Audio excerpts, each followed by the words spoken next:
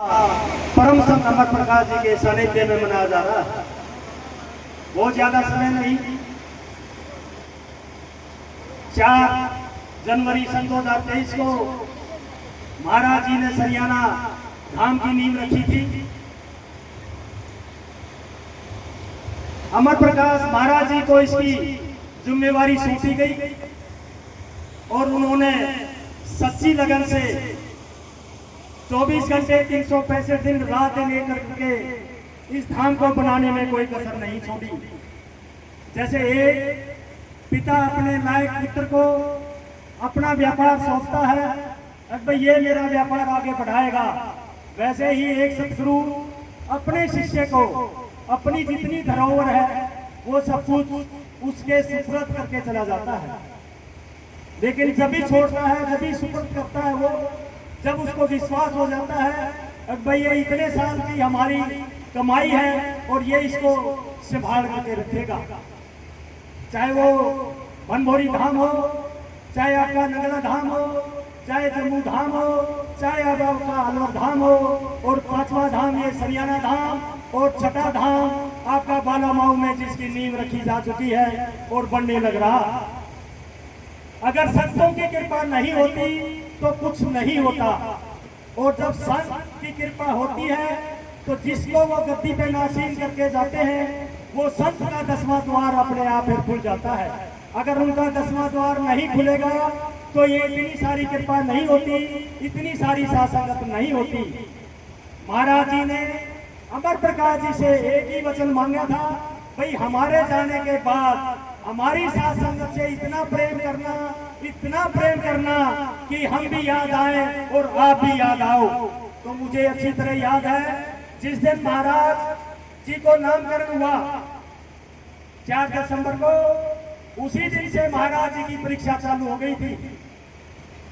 भगत धर्मवीर जी की पुत्र वधू, उसी दिन उनका शाम को एक्सीडेंट हो गया और वो बस इधर तो सत्संग पूरा हुआ और उनको लेकर के अस्पताल गए। 3 दिन वहां लगातार रहने के बाद, सेवा करने के बाद फिर वापस लौटे। अब आप इससे अंदाजा लगाओ, वो दिन रात दिन है। एक पैर आपका हॉस्पिटल में होता है, एक पैर आपका धाम होता है, एक पैर आपका सासंगत की सेवा में होता है। जैसे महाराज जी का मोबाइल 24 घंटे 365 दिन सेवाएं उपलब्ध रहती थी, ऐसे ही अमर प्रकाश जी महाराज जी का मोबाइल आपकी सेवा के लिए 24 घंटे 365 दिन खुला रहता है। आप उनको 1 सेकंड याद करो, दूसरे सेकंड आपके पास हाजिर हो जाते हैं। कभी किसी से ना नहीं करते, लेकिन हमारी साथ संगत का भी एक बहुत बड़ा कर्तव्य है जो मालिक, जो सतगुरु हमारे को सौंप करके गए हैं। एक तो सबसे पहले हमारा व्यवहार ऐसा होना चाहिए, जो साथ संगत यहाँ है या बाहर से आई हुई है, कोई भी है, हमारा व्यवहार ऐसा होना चाहिए जिसके कारण उसका मन जरा सी भी दुखी ना हो। जिस दिन हमारे मन के अंदर ये विचारधारा हो जाएगी, हमारा जीवन बहुत ज्यादा सफल हो जाएगा। सीएमसी अस्पताल का एक किस्सा है। महाराज जी ने अमर प्रकाश जी से एक वचन मांगा था, भाई हमने तो अपने जीवन में 4 चांद लगाए, लेकिन हम चाहते हैं कि हमारे चोला छोड़ने के बाद आप 8 चांद लगाओ। तो वो वचन परम अमर प्रकाश जी पूरा करते जाने लग रहे हैं। अगर किसी भी साथ संगत को वही शंका हो तो हाथ खड़ा करके बता दे, भाई हमारे को यहाँ शंका है और ये हमारा जीवन में काम नहीं हुआ, ये धाम का निर्माण नहीं हुआ, धाम के अंदर किसी भी प्रकार की साफ सफाई ना हो, खाना पीना ना मिलता हो, सब सुचारू व्यवस्था से चलती जा रही है।